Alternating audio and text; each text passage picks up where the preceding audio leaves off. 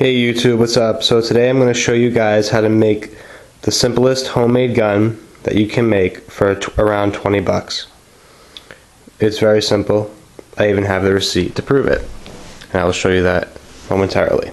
So what you need, your supplies are a piece of wood for the stock, a copper pipe of your choice of diameter, which would be also the caliber, and your choice of length, a soda bottle or equally durable plastic bottle,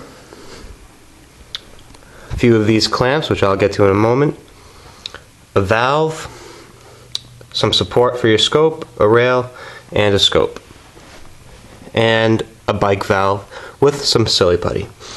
Okay, so first of all, I made this gun a few years ago, and I managed to save one of the receipts from when I bought it from the Home Depot.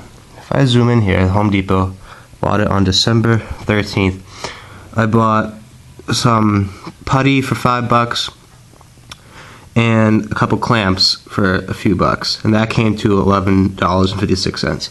I think the pipe cost about $3 maybe, and the valve cost about $5 or $6, bringing it to a total of about $20. The wood was free because it was in my garage, and then I had the materials necessary to make this gun. Okay, so let's start with the stock. Now the wood was free because it was in my garage, and you can get any piece of wood. It's pretty self-explanatory. The wood was about, I think it was a 2x4, and then I just basically, with a pencil, I drew out the outline of the stock I wanted to make, like that. You can do however you want, any kind of style you want, and basically I just cut it out from there with a saw, and that was my stock. And that was the base. So after that, what I did was I tried to figure out how I would fire the projectile. And so I figured the simplest way, without any major sophistication, again, I know there are so many different, complicated and complex ways to make a homemade air gun, but this is, again, the simplest of the simple for the cheapest amount of money you can buy. So what happened was I found a ball valve. It's a simple plumbing ball valve right here. I think it costs $5. Just ask someone at Home Depot where the ball valves are. And I got a 1/2-inch diameter ball valve. Now I got a 1/2-inch diameter ball valve because I wanted this gun to be a 50 caliber sniper. So for it to be a 50 caliber sniper, you need a 50 caliber diameter barrel. So I got a 1/2-inch diameter copper tube. I think this was a little bit longer. This tube, the copper pipe was about, I don't know, 4 feet long, I think, so I cut it to about, I think, a 28-inch barrel length. So it's a short barrel, but it does the trick. And then basically all I did here, there's no putty really necessary. I mean, you could put it on if you wanted to, but you don't have to. You just screw it literally right inside the ball valve. It fits very, very snugly right in there. Okay, and then that's 1/2-inch diameter and a 1/2-inch diameter. Okay, from there I needed something to propel the projectile out, so I got a soda bottle. Actually, more specifically, this is a San Pellegrino mineral water bottle, because I think my dad drank it, and so I just borrowed it from him. It's actually a really good size. I like it because it's not fat like a lot of the soda bottles. It's long, it's longer than the soda bottles, plus it's a little thinner, which is what I like, so it holds basically the same amount of air. So I got that, and I also had to make sure that it was 1/2-inch diameter so it would fit inside the other end of the ball valve, which it was. So when you're looking for a soda bottle or a plastic bottle, whatever, however big you want it, which means however much power you want, make sure it fits in here. Now it fit, I got it past about the first ring. You see the first ring right here? After that it wouldn't really go any farther, so it was very, very snug. And so at that point, you have to put something to seal it. Now tape isn't going to do the trick, obviously, because there are so many holes in tape, especially duct tape. So I got silly putty, and this is the package it came in. Here's a silly putty. I used that much already, and it's just for that and the end part, which I'll get to in a second. It came in this package. You can get the specific one, or I'm sure any kind will do just fine. And basically I just put it around, wrapped it around. It's nice and thick. Right now it's rock solid.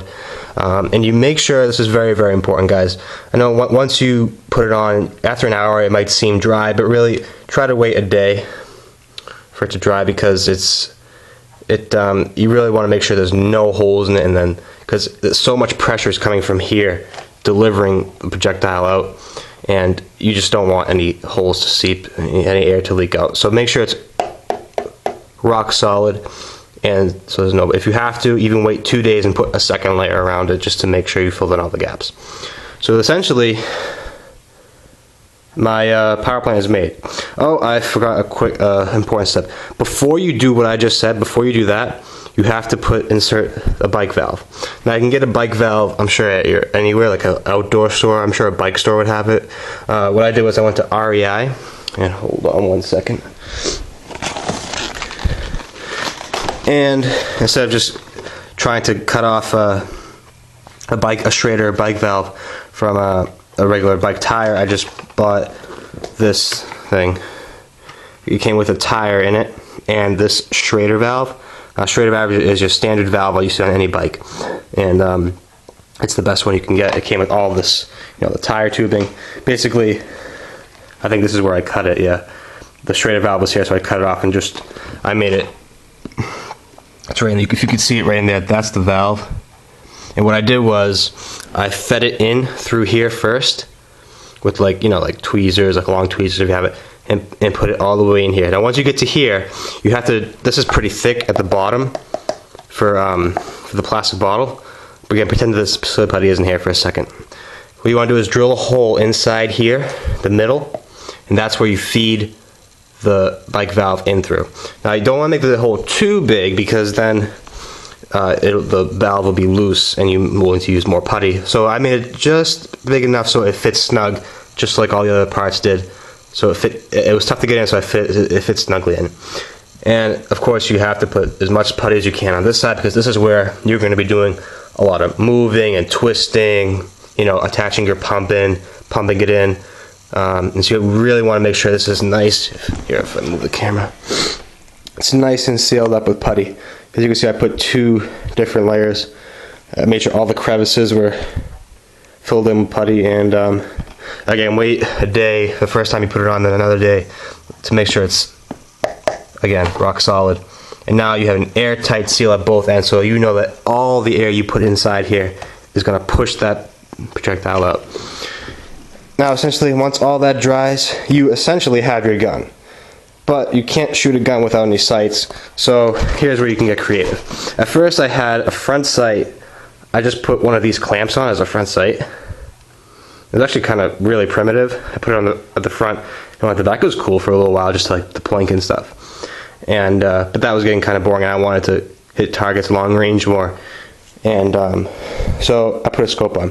Now this is again the purpose of the video is to show the cheapest way and easiest way to make it. This is that's probably the simplest way to put a scope on. I'm sure there are much more sophisticated ways, like you put a clamp here and then add another rail here to put it on so it's steady. But the scope is very steady right where it is. Basically, I took a piece of wood, no thickness, regular piece of wood, cut it about, I think that's about 2 inches maybe, by about 2.5 inches.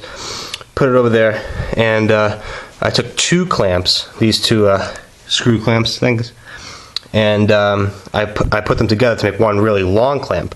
And what I did was I secured this is a rail right here from another one of my guns, my air guns. I took them off, and I secured it with electrical tape just to keep it on. And then I put this now new piece on here, and I clamped it down with the clamp. And now essentially it doesn't move. It doesn't move. Scope doesn't move. It's steady. And then obviously I put the scope on, tighten the rings, and it's good. I mean, obviously if you were to take a hammer and start hammering the scope, and it would probably move a little bit, but I don't think anyone would want to do that. So for the most part, it's steady, it's secure, and I'm not going to move it, so it's accurate for me. But there are many other ways I'm sure you guys can think of that can that can make it even more steady. So after I set it in, it was pretty good. And for ammunition, I experimented a lot with ammunition. I went to obviously this is a 50 caliber because it's a 1/2 inch, so I have to use a 50 caliber bullet. Didn't order any lead balls or anything. I just didn't really want to paid so much for it, and before I experimented with something else. So I got these marbles at like the local arts and crafts store. I don't know if you can hear that. It's pretty heavy. Like if you drop it, it's heavy. I mean, but it took me a while to put them in. As you can see, that one went in pretty easily. So this marble may not be a good fit, but this one, like, see how this one doesn't go in? You have to kind of push it in. That means it's a good marble because it'll fit snugly, and when the air pushes through, all the air will be behind the bullet, propelling it out instead of seeping on the side like for a thin bullet like this one. Even though they're all the same size, I had to go through the entire bag of marbles to make sure I found the right ones. And I think more than half of them fit well down here, and so that's what I have. That's what I'm using for ammunition. Again, this is kind of like a muzzle loader. You would just take like a rammer and just push it down. And again, be careful. The only way to get it out is to fire it out. Actually, you could unscrew this because this isn't silly puttied in, but it is airtight. So you can actually unscrew this and just like push it out, and the bullet will come out if you don't want to discharge the weapon. So that's that. Also, I've made this into a shotgun using these BBs. Regular copperhead BBs for your BB gun. I took a paper towel. Again, this is the cheapest way. I took a paper towel, and with the paper towel, I kind of, hold on, I'm just put the camera down.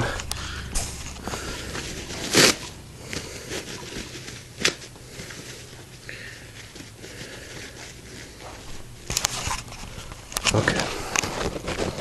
Sorry about that. All right, with the paper towel, I kind of cupped it in my fingers like this. You see that? Kind of cup it, as deep as you can.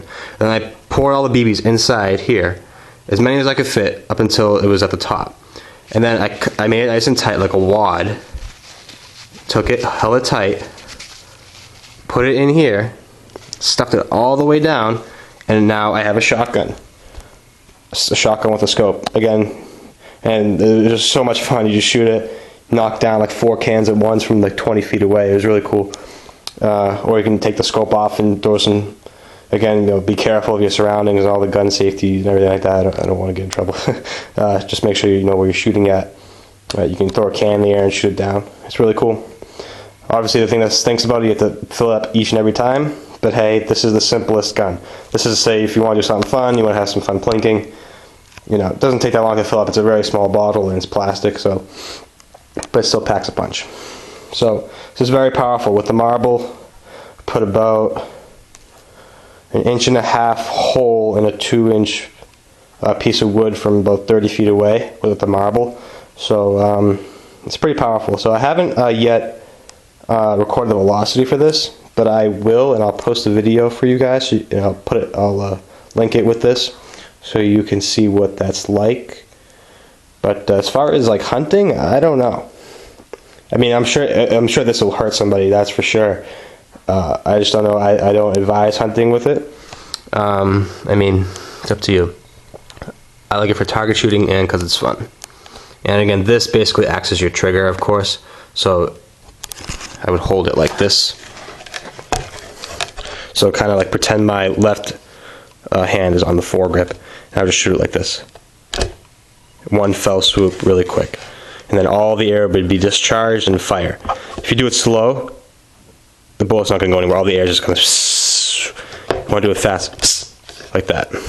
And then all the air is gone, and you get the most powerful shot you possibly can. Alright guys, that's it. Please rate, comment, like, dislike, tell me what you think. If you want any tips about anything, what I did, where I bought stuff, how I did stuff, please let me know. Again, this is the simplest version of any kind of homemade gun you can make. I know I could probably make a more complex one. I'm sure you guys probably have made more complex ones. But again, this is just for informational purposes and for you guys to have fun. Alright, so rate, subscribe. I do videos like this all the time. And post a comment about anything. Alright, thanks for watching, guys. Appreciate it.